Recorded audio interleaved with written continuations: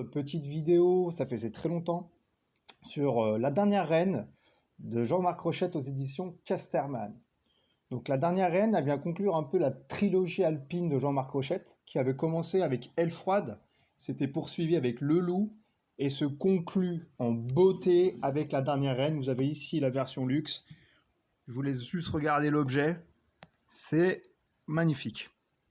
Donc en couverture, il n'y a ni le nom de l'artiste, ni quoi que ce soit. On a l'ours et basta. Et ça déjà, ça envoie du très très lourd à mon avis. Moi, ça m'a plu tout de suite. Alors la version classique, elle est dans le même format que Aile froide et le loup, hein, voilà.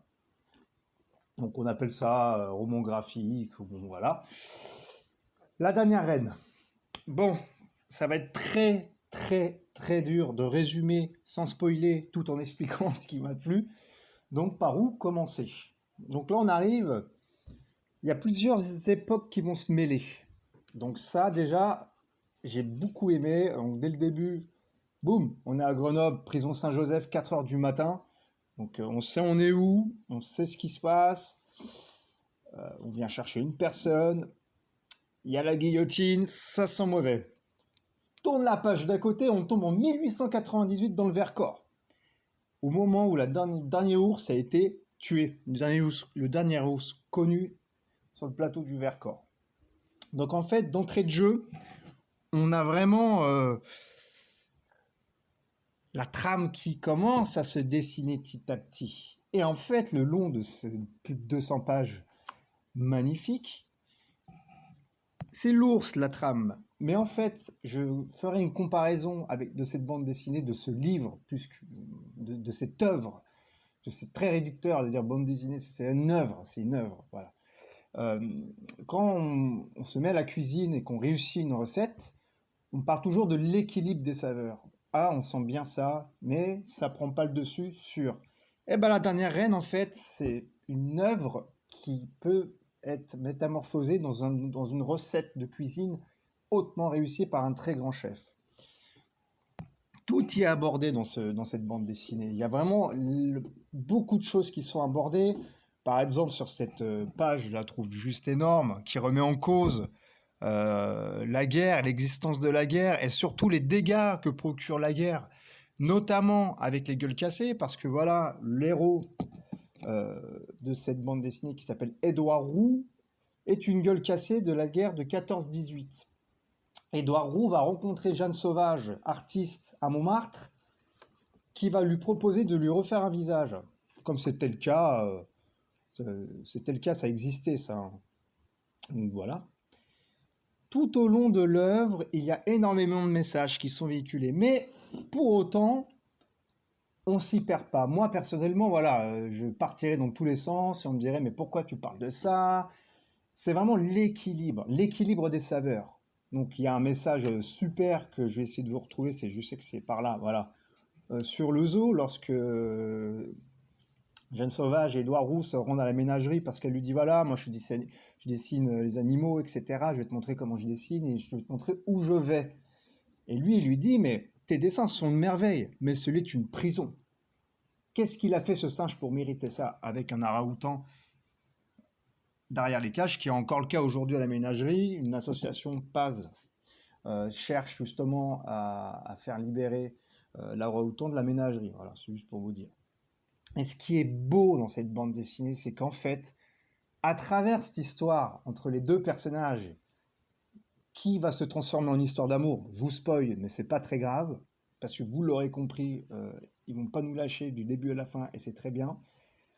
Édouard Roux, il emmène cet artiste pour lui dire, regarde la nature, regarde la beauté où elle se trouve. La beauté, elle se trouve là où elle naît. Elle n'est pas dans des petits musées, dans des petits précarés. Du moins, c'est comme ça que j'ai compris les choses.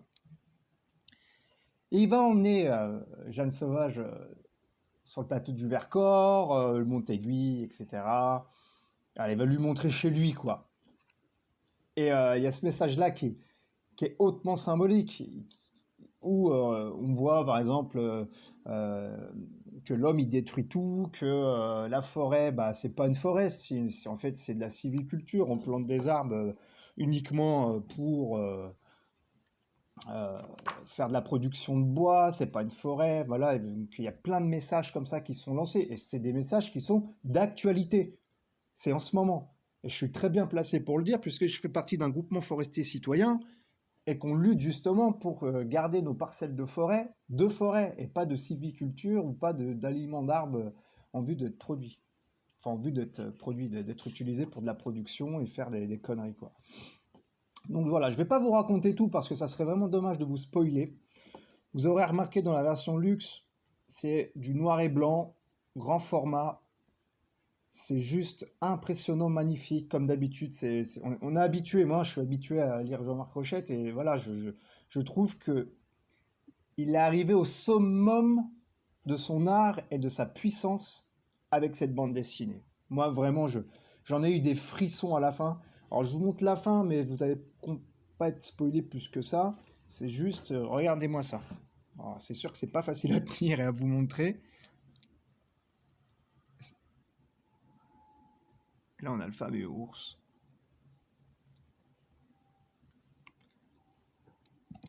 C'est juste une très très très très belle histoire. Je trouve qu'il y a un côté un peu philosophique à la fin. Très philosophique à la fin, je dirais même, que je partage. Vraiment, vraiment, c'est au-delà de mon amitié, de mon respect et de toute la sympathie que je porte à l'auteur.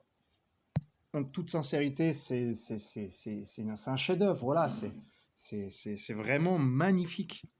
Et je ne serais pas surpris de le voir adapté au cinéma, quoi. Voilà, donc c'était très dur de résumer La Dernière Reine. Je ne pouvais pas faire une vidéo plus courte. J'espère que ça vous a plu, que ça vous a donné envie de la lire plus qu'autre chose. Et voilà, ce petit signet, vous voyez, qui ne sert pas à grand-chose, parce qu'en fin de compte, La Dernière Reine, eh ben, on la lit d'un coup. Impossible de s'arrêter et de dire je la lirai plus tard. Je vous conseille de la lire à un moment posé, on ne vous dérange pas, vous avez 1h30, 2 heures devant vous, et vous allez vraiment apprécier le spectacle. J'espère que ça vous a plu, et je vous dis à très bientôt.